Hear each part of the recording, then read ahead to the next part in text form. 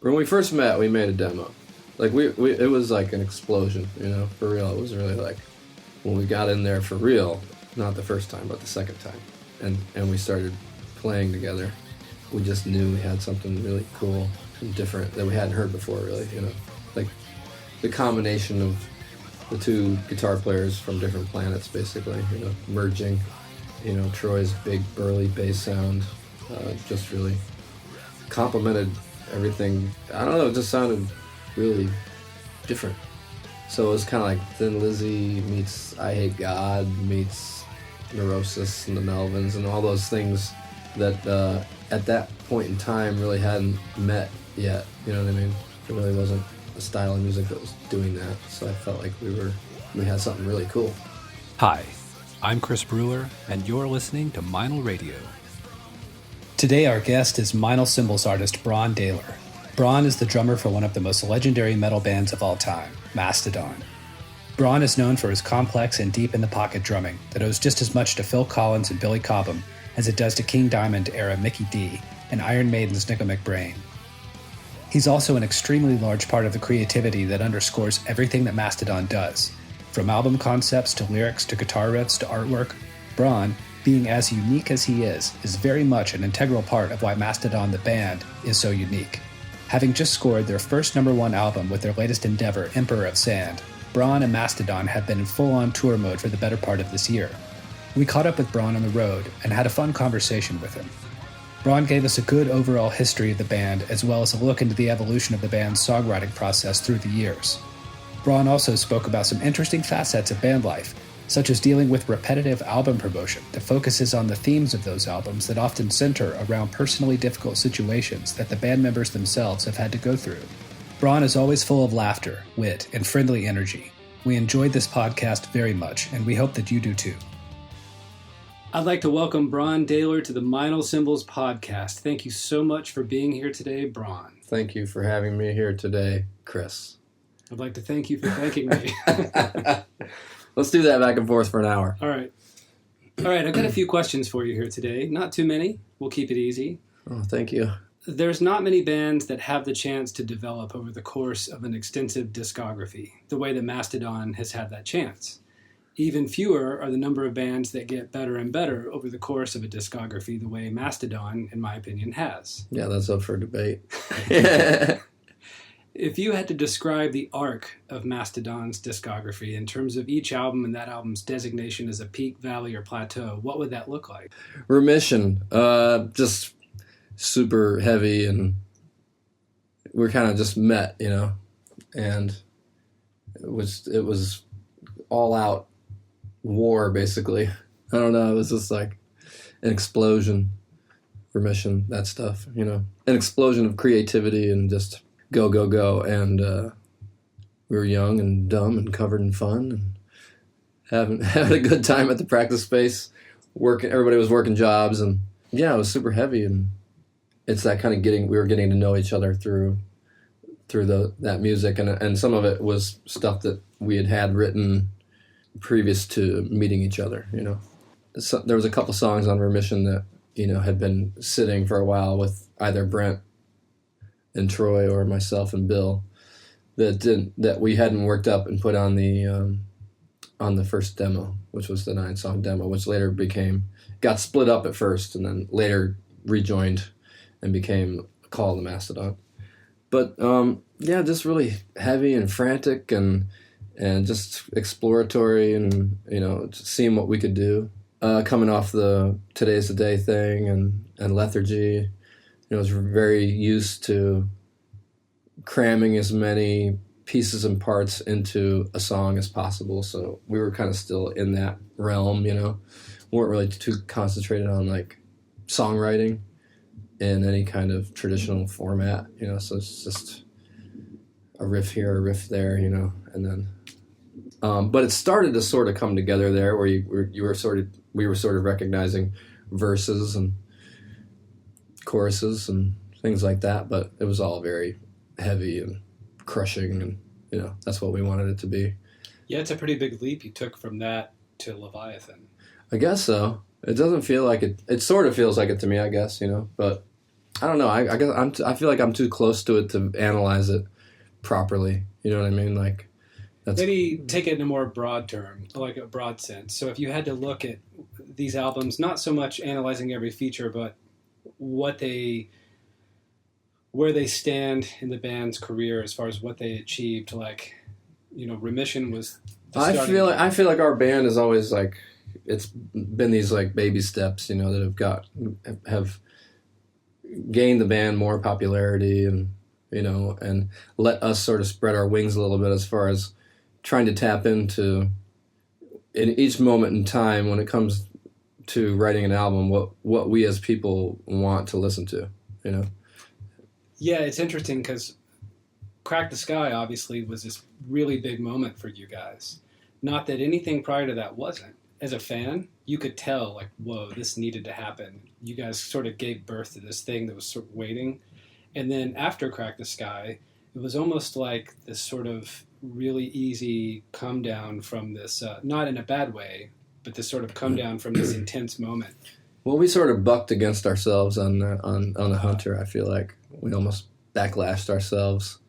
It was so intricate, and so we didn't want to go anywhere near it for a little while. We're like, let's not go in that hard, that deep, and we couldn't really, due to personal things that were going on. Bill had gone into rehab, and Brent's brother had just passed away, and he was just really having a hard time with it. And so we couldn't make the practice space be this really intense place to be. Because it was basically just me and Brent, and then Troy would be there sometimes, and me and Brent would go down there and write some stuff and for the Hunter, and it was almost like we can't like push beyond these certain places because it's going to get too intense, and this needs to be like fun. Like a song of Blasteroid would be like, is that song done? Yeah, it's done. It's fine. It's great. I love it. Perfect little piece. Let's do a whole record kind of like that, But he had some like kind of crazy moments on that record too, like Creature Lives, and I think The Sparrow is a really beautiful song. And there's no real need to analyze it because it's all sort of knee-jerk, reactionary music writing first and foremost. Do you like this riff? Yes, that's a killer riff. I feel it. We're playing along to it. Yeah, that's killer. So it's that like divining rod type of thing where you kind of follow it wherever it goes and until you have enough for a full-length album, and then you decide that you're going to record it and make it as awesome as you can. And at the end of the day, you sit back with your friends and listen to it as loud as it will go, and you say, this rules.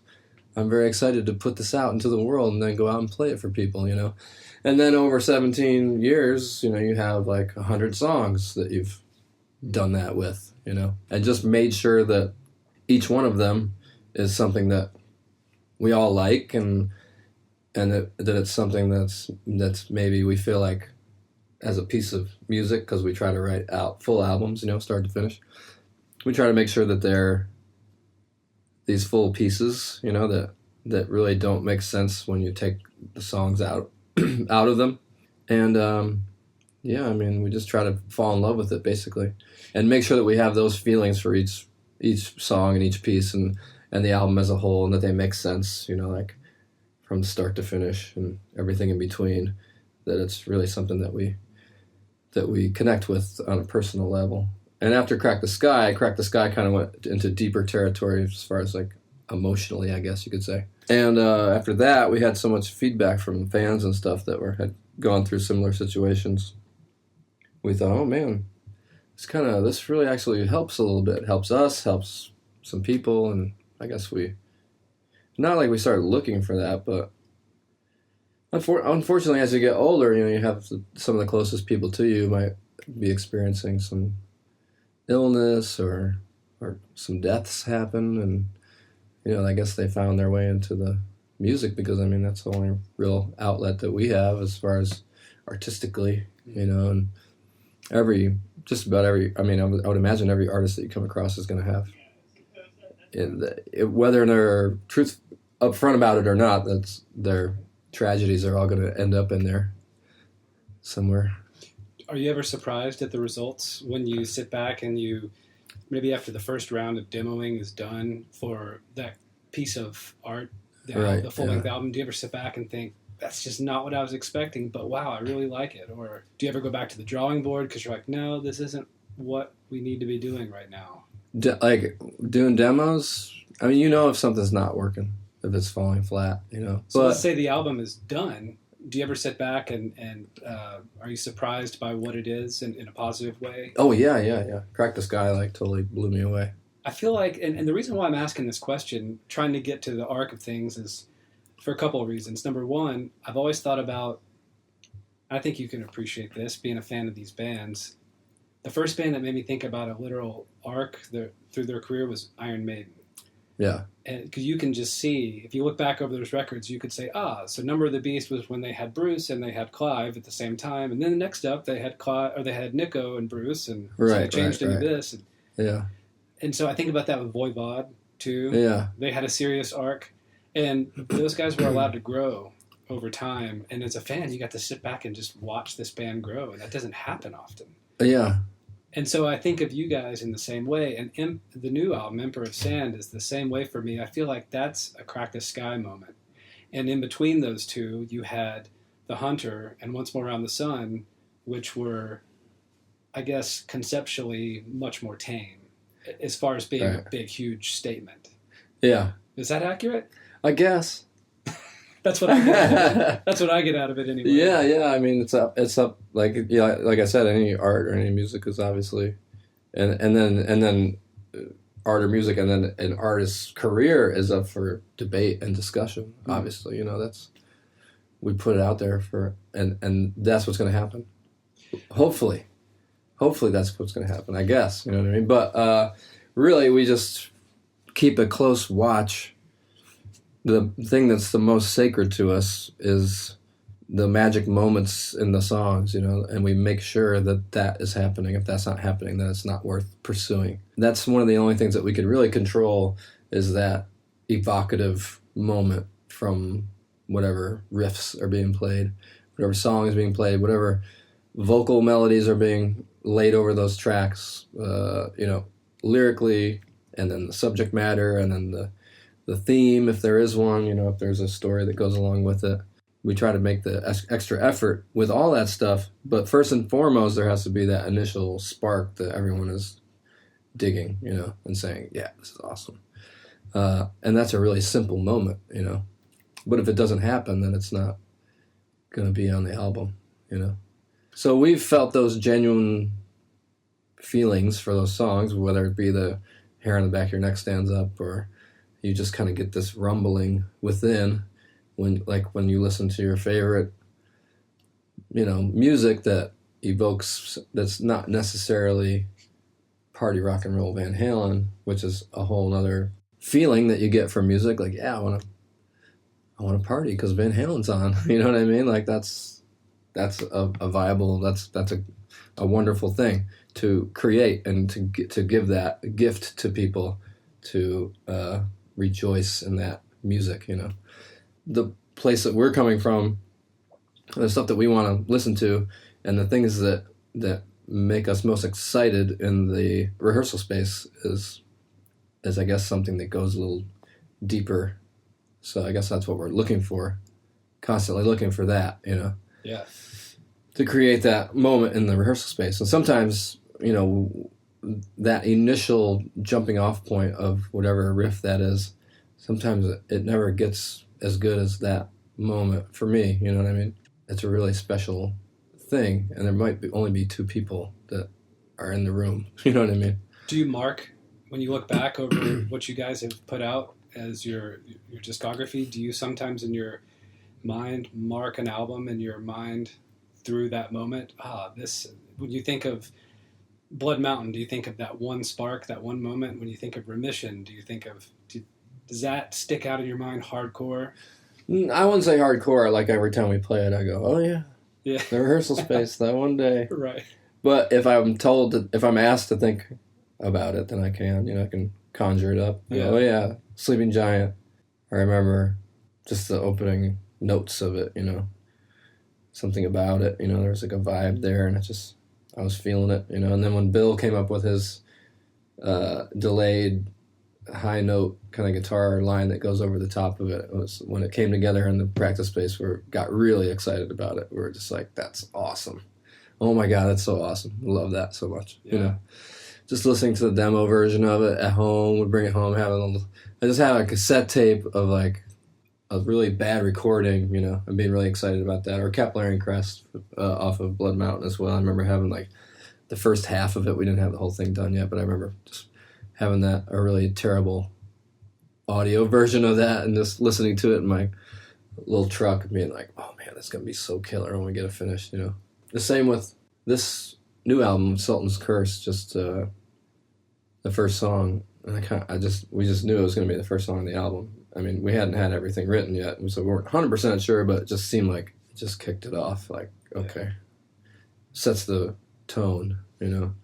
And I love that, you know. I love that there's something that it does that for me and for us, you know, that can like cinematically for me like open up a nice little mind's eye portal to view something, so it conjures those visions, you know what I mean? That's what we're looking for, you know? Yeah. Like, oh yeah, this is doing it, you know, cool.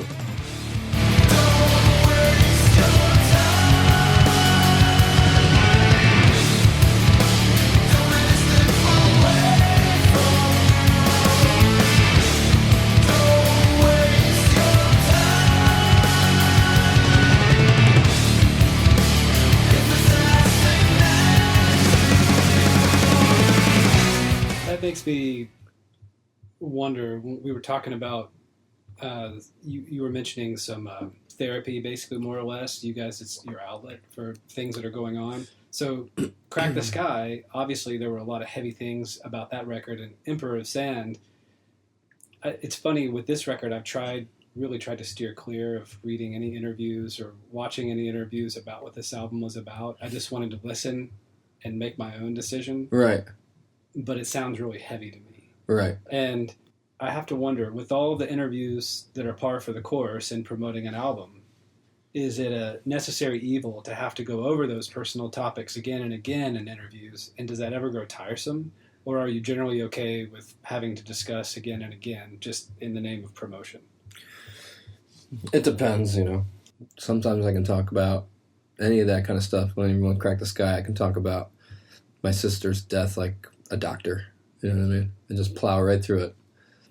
This is what happened. Just rattle off the basics of what went down, and not even and guard myself against feeling anything about it at all, you know, because I just don't want to go there, and I don't want to break down in front of this person I don't know, and I've had those mechanisms built in over time. I've been, you know, my sister died in 1990, so before that, there was all sorts of stuff that happened in my life that I've had to, you know, we're dudes, we have to push that shit down. Yeah. But you learn how, I mean, you know, what are you going to do? Walk around like a blubbering mess your whole life because you had some bad things happen? No, you're going to like, you know, not push it down, but just, you know. So I can talk about stuff pretty easily, I feel like, even heavy stuff, but once in a while, you know, it'll get to you. I don't know, you know, it just depends on the day. It depends on the time. I don't know, the question that's asked.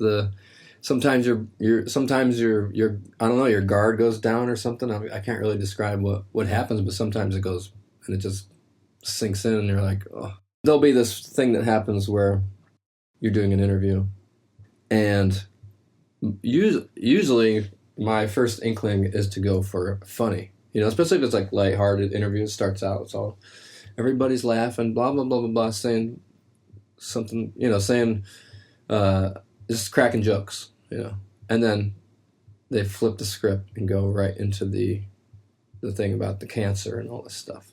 It's hard to flip, you know, Yeah. because you're like, you've just been laughing for 15 minutes, you know what I mean? Like, and then you're like, anyways, cancer. That's kind of life anyways, you know. If you're a cancer patient, you know, you need to laugh as well, as much. You need to laugh more than anybody, you know, Totally. more than most people. So talking about, you know, farting on the tour bus 1 second and then segue into Bill's mother's passing away during the making of the album, I guess maybe It's not the best. There could be a more You know what I mean? general way You're of like- doing it. You're like, look, dude, I know you want to get through this interview and you have your like things lined up that you need to talk about, but Be a little subtle transition. we could wiggle into that a little easier somehow. But yeah, I guess to answer your question, yeah, it really depends on place and time and where your brain is at that moment. You know, sometimes you can plow through it and it's all good, and then sometimes not. Another question I have is that Mastodon's been a band since the year 2000, This right? is true. Okay. January of 2000, somewhere around the 14th, between the 14th and the 17th, somewhere in there, we started. We had our first practice, which didn't go well. The second practice was really good. Don't go to the bar before practice. Oh boy, it sounds like a date, like first date not going well. It was sort of a date, you know, and Brent like got in a fight with the cook at the restaurant. I swear they're about to like out in the street. I was like, huh. Yeah. In a band. Huh. I was like, okay. Your debut album, Remission, came out in 2002? It did. Okay. We had a demo before that. When we first met, we made a demo. Like it was like an explosion, you know, for real. It was really like when we got in there for real, not the first time, but the second time, and we started playing together. We just knew we had something really cool and different that we hadn't heard before, really, you know, like the combination of the two guitar players from different planets, basically, you know, merging. You know, Troy's big burly bass sound just really complemented everything. I don't know, it just sounded really different. So it was kind of like Thin Lizzy meets I Hate God meets Neurosis and the Melvins and all those things that at that point in time really hadn't met yet. You know what I mean? It really wasn't a style of music that was doing that. So I felt like we had something really cool.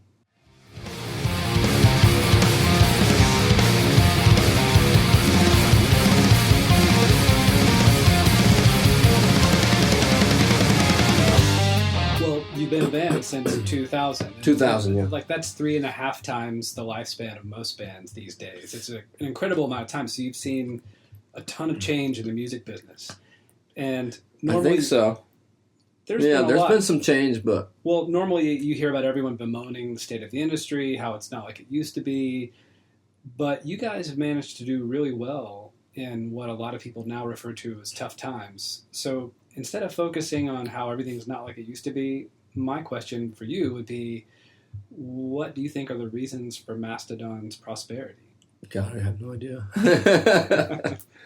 I mean, I'd like to think that it's the craftsmanship, you know, and the honesty that we present our music with, you know, and the art that we put along with it, and the team that we have behind us, as far as like Nick John, our manager, is incredibly talented and a real deal great person, you know. First and foremost, he's just a good guy, and in an industry that beckons Hunter S. Thompson's famous quote, you know, he's not one of those guys, which is hard to say, you know. He really micromanages the situations, but you know, I'd like to think that it's everything. It's our aesthetic that we put forth, and we just try to make awesome music, and I don't know. That's up to everybody else, I guess. You know, they seem to gravitate towards it. You know, a good amount of people. This past record is our best-selling album that we've put out in 17 years in a, quote, declining market, unquote.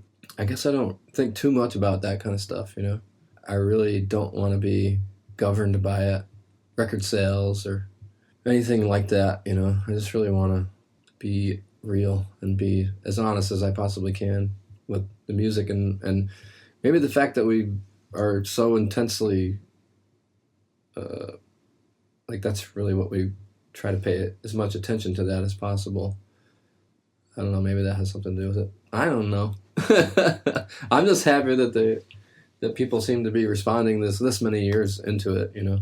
It just makes me really happy that we're still going, and then we got the same 4 guys, and it's important to me that I can look at all those other 3 dudes and be like, yep, we slept on those cat piss infested floors and ate bologna sandwiches for weeks on end, and just we built it from the ground up, played in the basements and VFW halls all together, So we have a real strong sense of family in the band, Maybe that comes across too. I don't know. So another question I've got for you was, and we touched on this, I think, in the car already, so I think I know the answer, but for everybody out there listening. Yeah, we was in the car earlier, and you weren't.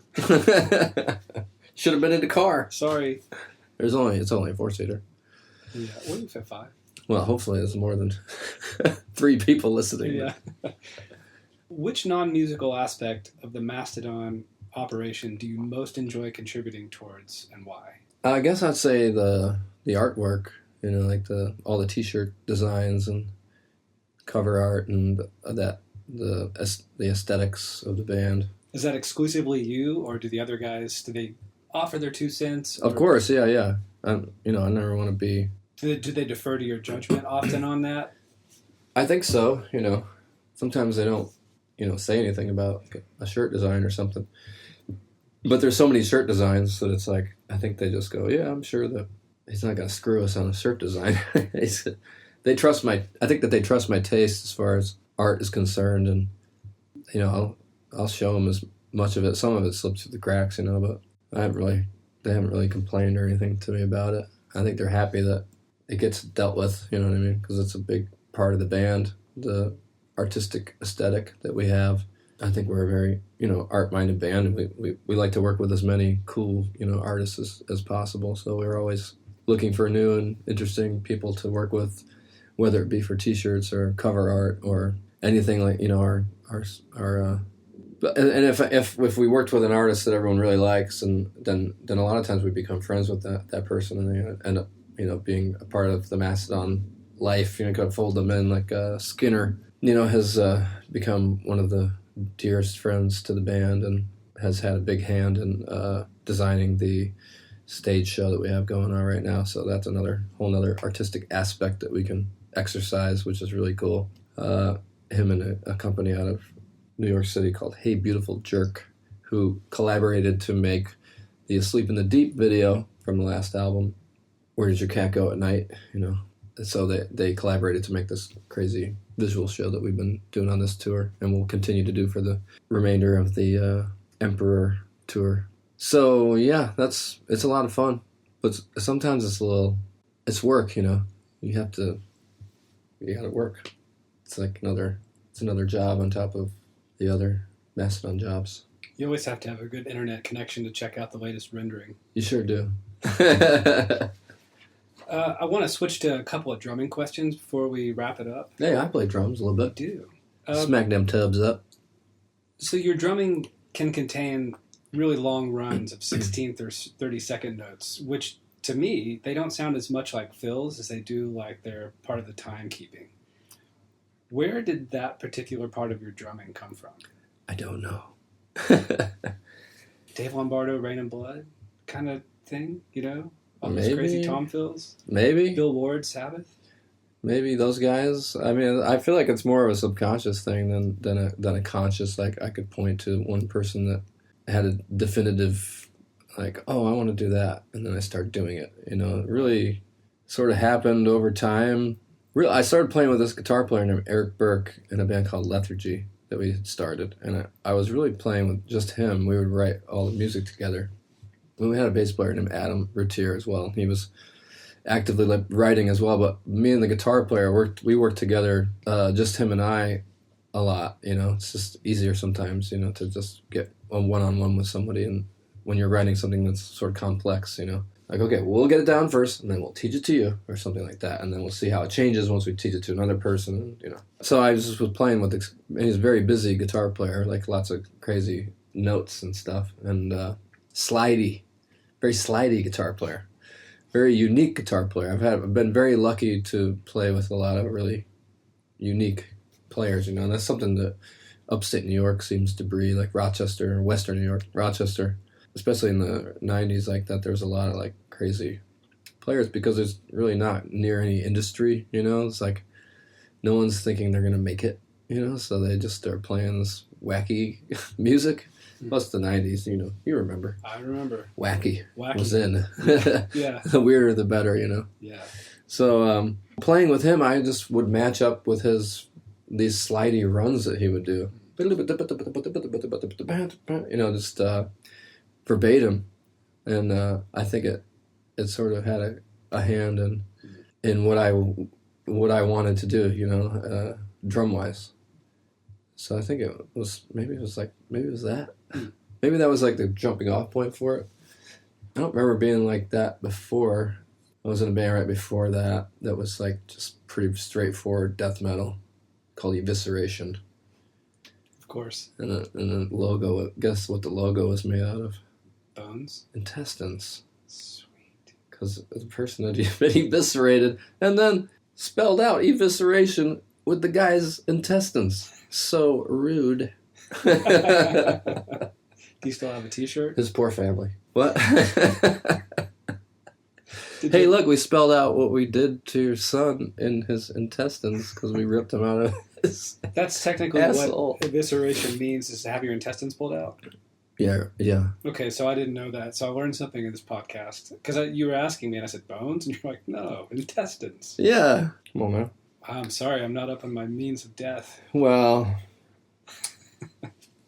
yeah, you need to study up, my friend. Sorry.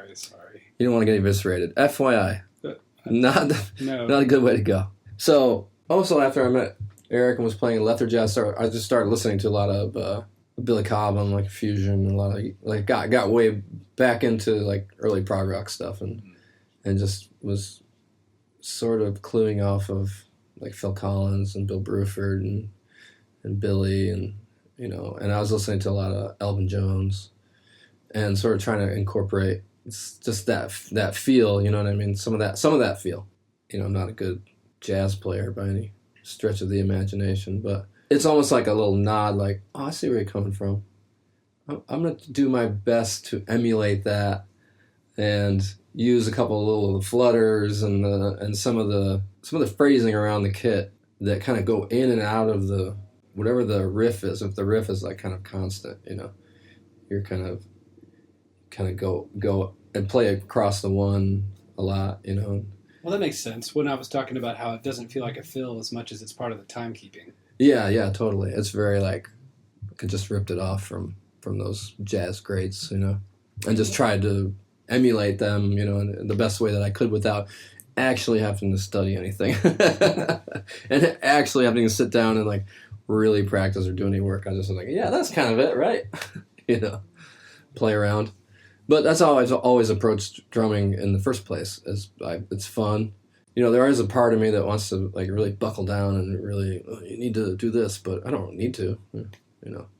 I'm more interested in playing music. You know what I mean? Mm. And I've always been that way. I've always been much more interested in creating a song and making the song work and making the crescendos happen in the right places and making a song come to life. Yeah. And doing my part as the drummer.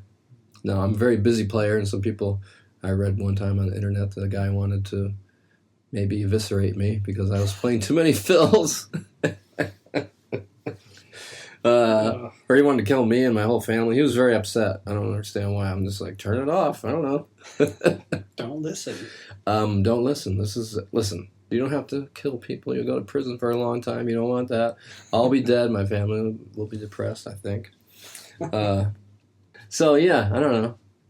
I've always been a busy player. I don't know why. That's how I hear it, Yeah. And I didn't really take any lessons, so I'm self-taught dude. And I played in really technical metal bands when I was a kid, and you're just playing fill like a whole time pretty much, like with that stuff. Like Cynic and Death Human, that record, when that came out, it was like, whoa, Sean Reinhart, holy moly. And Cynic, but it's just real jazzy too, and lots of fills going on. So, and Dave Whitty from Human Remains back then. He's in Municipal Waste now, but he was in Human Remains. And he had some of the coolest, like, most inventive beats that were built out of, like, fills, I just thought it was so cool. Like, I was like, man, this is just this music's from another planet, and that they still are. I think they're untouched human remains. That band. You ever listen to that? I've not. Oh man, that'd blow your mind. Yeah, wow. They still are not.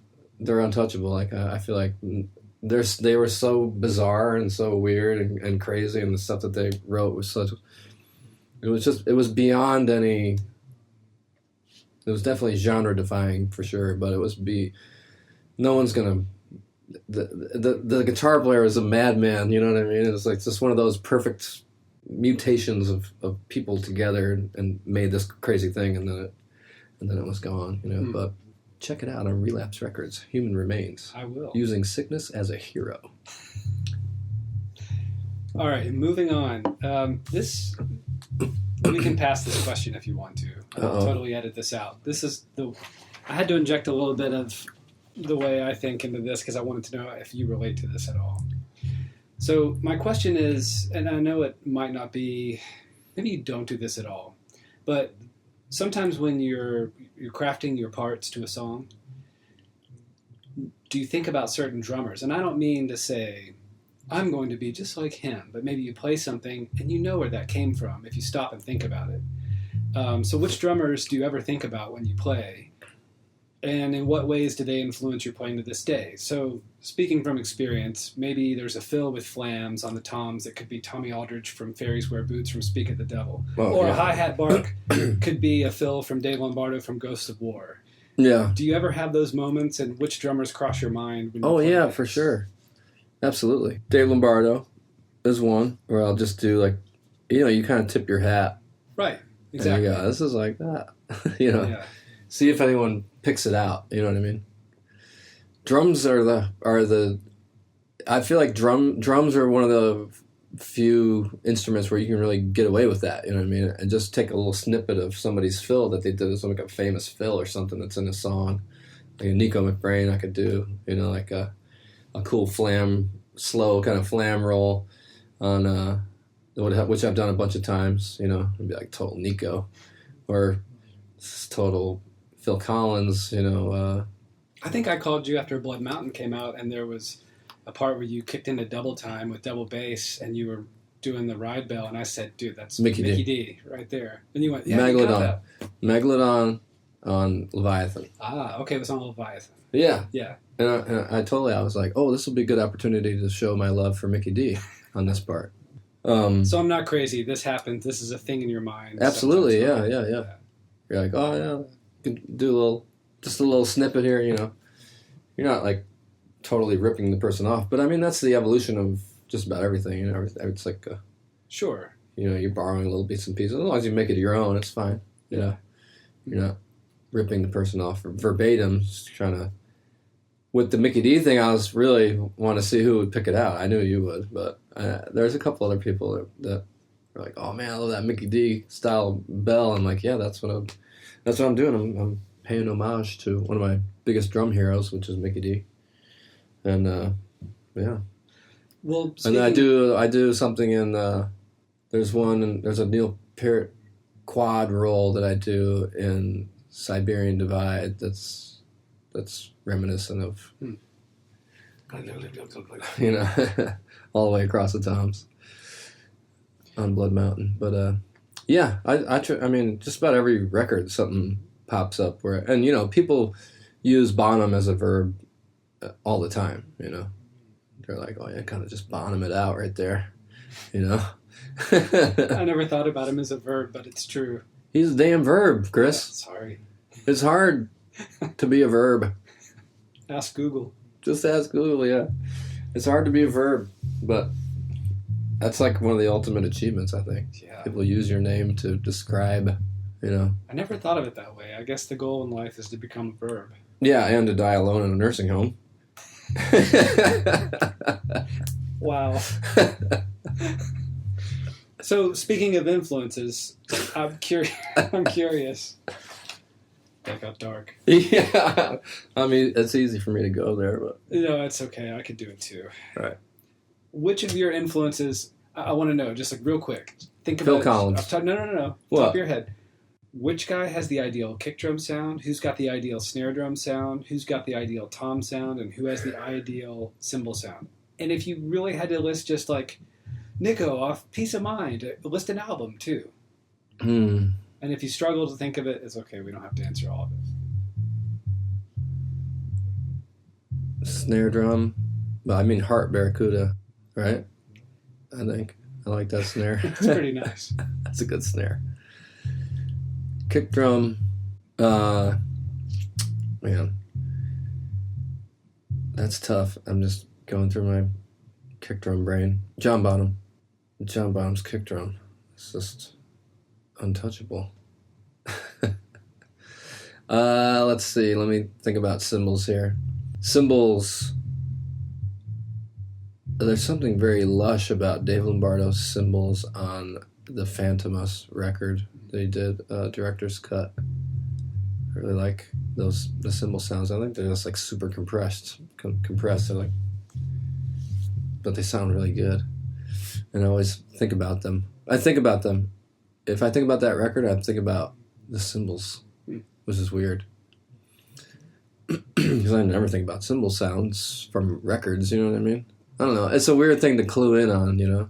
Yeah. So, oh man, these cymbals sound really good. You know, you never think that when you're listening to music. You I mean, as a drummer, you probably do more often than most people, obviously. You notice them when they don't sound good. You work for a cymbal company, so you're probably always just like, I think about it. I can't even hear the cymbals on this song. But really, they sound really like digital sometimes, you know? I think about it like, say, when the hi-hats are too loud. When cymbals bother me, that's when I start to clue in. When they don't bother me, I got you. Then I'm like, I don't even notice it. And that's a good cymbal sound when they're pleasing. Right. I got you. What about toms? Yeah, toms. Phil Collins has the best tom sound, I think, off of Duke. I'm going to go Duke. All right, we got a couple more. Okay. So I'm curious, what do you consciously work on improving at this point in your life? Is it drumming, or is it something completely outside of drumming, like learning to run 5 miles every day? Water ski. Pardon? Learning to water ski. Or is it a topic that interests you that you read about? Is it No. learning to play another instrument? Is it cooking? Is it working on getting better at being in a successful band? What's something like you try to, work on? I work on my vocals quite a bit and try to be better at singing and playing at the same time, you know. I try to, as hard as I can, to take care of myself so that I can do that. Is that the type of stuff you'll sit on your phone and just Google and search for? Yeah, for sure. So like when you get on your phone and you search for how to take care of yourself better. Right? No, not how to take care of yourself better. Like vocal exercises. Yeah. Things like that. What can I do on a daily basis when I'm not on tour to take care of my voice and to make my voice better? Because my voice has to be really strong, because if I'm just walking around singing, then it's fine, you know what I mean? But you add that extra exertion of playing heavy rock drums, and you take that, you take some of that energy away from yourself just from playing a full set of an hour and a half worth of Mastodon songs. It's like, whew, you know what I mean? Yeah. I don't know. I need to be in good shape to do that. Cardiovascular, all that good stuff. Yeah, I try to work on my vocals more than I work on anything else, it seems like, musically. But I will go down and sit and play my drums by myself and look up tutorials on, something I can't play, and I'll sit and teach myself how to play it. Elvin Jones grooves, Afro-Cuban stuff, and try to work that into something, especially when we have like downtime, when we have a lot of downtime. If we have like 3 months off or something like that, I'll go down there in the basement at my house and try to teach myself something every couple days that I can't do. Because it is fun to be challenged, I guess, not be able to do something and then teach yourself how to do it. Yeah. And there's so much of it on the YouTubes. It's like, it's crazy, You just did not have that when you were a kid.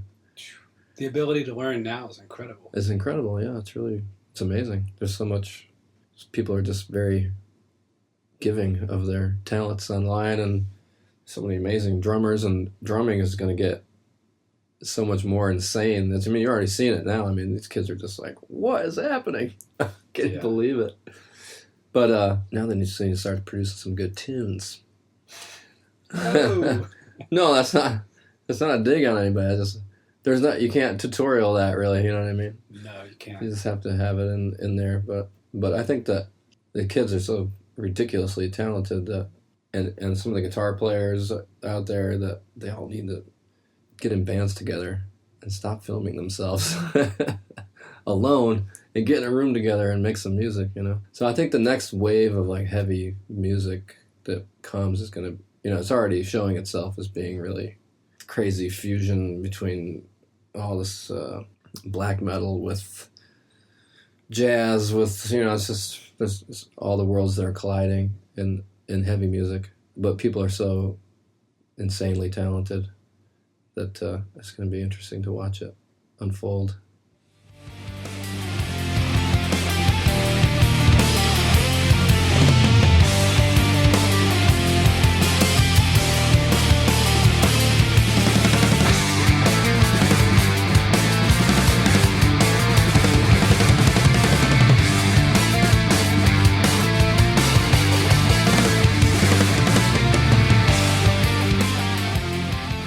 I like what you say about how a lot of these guys that are crazy talented need to get into a room together and play. I think you could have some explosive results. Yeah, absolutely. But they need to meet.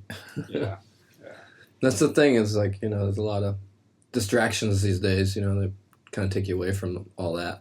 Mm-hmm. And the quest for like personal betterment is, for us when we were kids, you know, it was like we just got together. And it was like a way of taking the hang to this other level when you played music together, and you had a friend come over and he was like, could barely play Metallica, Ride the Lightning, but, you know, you ham-fisted your way through it. The bar band version was just eked it out, but you learn so much from playing with other people, and, you know, emotion, you know, it teaches you how to write music, you know, and teaches you how to, I don't know, I think that lessons are great, and becoming a master at your craft is wonderful, but it's music that really connects us, so, you know, and it's that music that you write with your friends that connects you with your friends and really gives you a really unique emotional human experience with their other people that and it's a beautiful thing, Chris. It's beautiful. It's goddamn beautiful, goddamn it. So last question for you. What do you want to know? You're going to roll your eyes at this one. But I got to ask. Go. It's the way to wrap it up.